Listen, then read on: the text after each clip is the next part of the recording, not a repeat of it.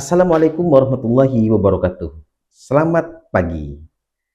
Semoga kawan-kawan yang ada di sini atau di luar sana dalam keadaan sehat walafiat.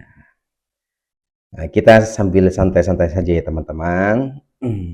Pada video part pertama, saya menjelaskan anak kecil yang bisa berbicara di saat dalam timangan, yaitu ada 4 anak. Nah, pada kali ini saya ingin menguraikan yang kedua, yaitu Nabi Isa alaihi salam. Teman-teman yang berbahagia, Allah Subhanahu wa taala berfirman dalam Al-Qur'an, "Wa yukallimun nasa fil mahdi wa kahla." Dan Nabi Isa dan Isa suatu saat akan berbicara dengan manusia di saat dia dalam mangan dan di saat dia dewasa. Nah, ada beberapa kandungan dalam penggalan ayat di atas. Nah, dalam tafsir Jami'ul Bayan atau dikenal dengan tafsir At-Tabari, Ibnu Jarir mengatakan ya, wa inna ma'ana jalla sana'uhu biqaulihi wa yukallimun nasa fil mahdi wa kahla, ya, ila angkol dalalatan ala ati ummihi mimma qadhafaha bihil muftarun alaiha. Jadi kandungan yang terdapat di dalamnya, ya, wa yukallimun nasa fil mahdi, ini menunjukkan, nah, Allah menghendaki dengan firman ini ya, untuk menunjukkan bahwa ibunya itu tidak berzina. Sebagaimana kita ketahui bersama ya, bahwa Siti Maryam itu hamil tanpa seorang suami. Hamil tanpa seorang suami. Nah, untuk membuktikan bahwa Siti Maryam itu tidak berzina, maka di sana ada peran Allah yang luar biasa, yaitu Nabi Isa yang waktu masih dalam bisa berbicara dan menjadi saksi bahwa ibunya itu tidak berzina. Nah, zina ini perkara menjijikkan. Ya. Jadi orang-orang soleh itu harus ya, dibebaskan dari tuduhan itu. Karena zina itu adalah perkara menjijikkan. Dalam Al-Quran, wala taqrabu zina innahu kana fahisha. Karena zina itu dalam Al-Quran disebut sebagai fahisha, yaitu perkara yang menjijikkan. Ya. Terus dalam ayat yang lain, wala tanggihu mana ka'aba'ukum minan nisa illa ma qad sanaf innahu kana fahisha. Jadi dalam Al-Quran zina itu disebut fahisha dalam surah Al-Isra. Kemudian dalam ayat lain, janganlah kalian menikah terhadap wanita yang dinikahi oleh bapak kalian illa ma qad salat, kecuali ajaran-ajaran yang lalu, innahu kana fahisyah, dikarenakan zina tersebut, dikarenakan perbuatan ini, menikahnya seorang anak bekas istri bapaknya adalah perbuatan zina. Yang mana zina tersebut adalah fahisyah, yaitu perkara yang menjijikkan, yang keji. Nah, makna fahisyah sendiri ya, dan tafsir At-Tabari dikatakan fahisyah itu aslinya adalah fahsuh, diambil dari kata fahsuh. Fahsuh itu memiliki makna kubuh, buruk. Dan juga fahsuh memiliki makna al-khuruju anil haddi wal miqdar, yaitu keluar dari batasan dan perkiraan. Jadi ketika manusia itu melaksanakan zina, oleh Allah Subhanahu wa taala dianggap mengerjakan perkara yang sangat buruk dan melewati batas. Karena apa? Karena menghilangkan jati diri anaknya yang seharusnya bernasab kepada bapaknya, dikarenakan perbuatan zina bernasab kepada ibunya. Dan juga sudah menjadi penelitian para dokter, ahli kedokteran ya, bahwa memang zina itu kurang bagus dengan kesehatan badan, apalagi satu lubang ditumbuk dengan beberapa peluru. Teman-teman yang saya hormati, kemudian kandungan yang kedua adalah Zamakhsyari dalam tafsir Al-Kasaf.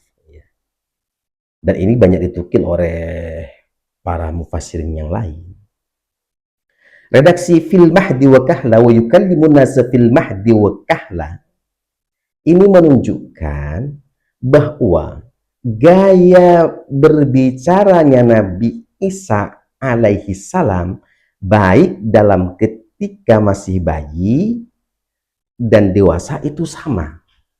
Artinya Nabi Isa ketika menjadi saksi ibunya tidak berbuat zina, itu gaya bicaranya sama seperti orang dewasa.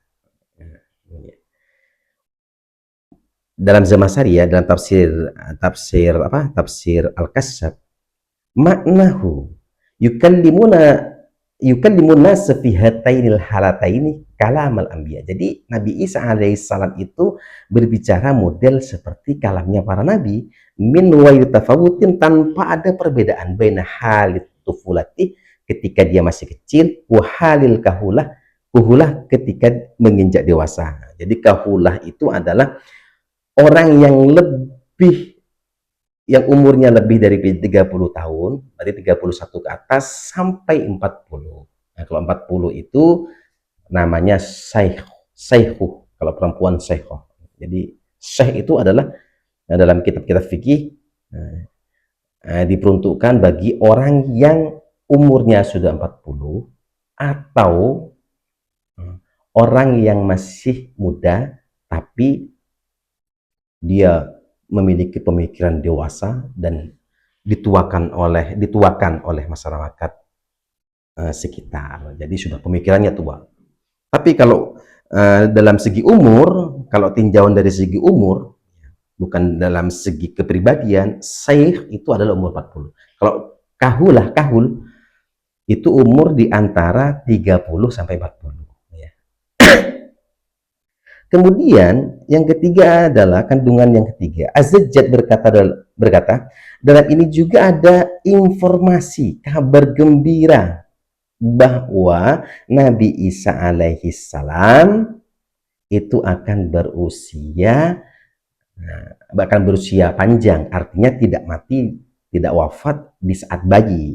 Informasi ini diberikan ketika Nabi Isa alaihi salam belum lahir.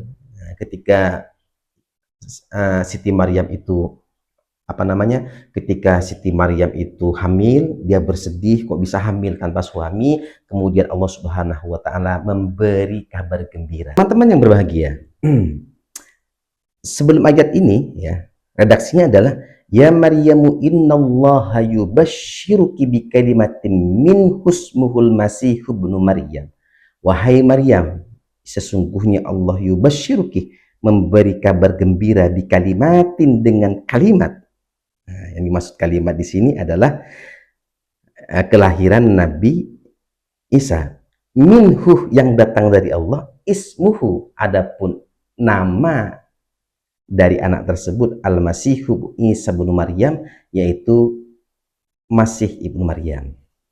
Kemudian wajihan, Allah Subhanahu wa taala memberi informasi juga kepada Siti Maryam bahwa wajihan yang memiliki kedudukan aidzajahin, dalam tafsir Jalalain, dzajahin yang memiliki kedudukan dan martabat ya, fid dunya wal akhirah, di dunia dan di akhirat. Di dunia itu Allah Subhanahu wa taala memberi pangkat yang tertinggi, yaitu kenabian. Jadi tidak ada pangkat yang tertinggi di dunia ini melebihi pangkat kenabian. Karena seorang nabi itu tetap dikenang dan dihormati dan diikuti petua-petuahnya meskipun dia sudah meninggal. Meskipun beliau sudah meninggal. Beda dengan presiden.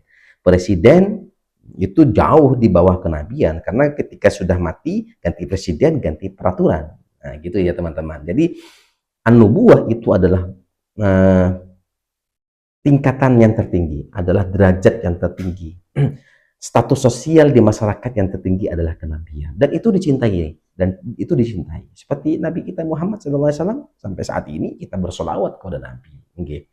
Tidak ada pangkat yang lebih tinggi daripada pangkat kenabian. Kita buktikan pada hari ini Nabi Muhammad SAW adalah orang yang paling banyak disebut namanya melebihi orang-orang lain.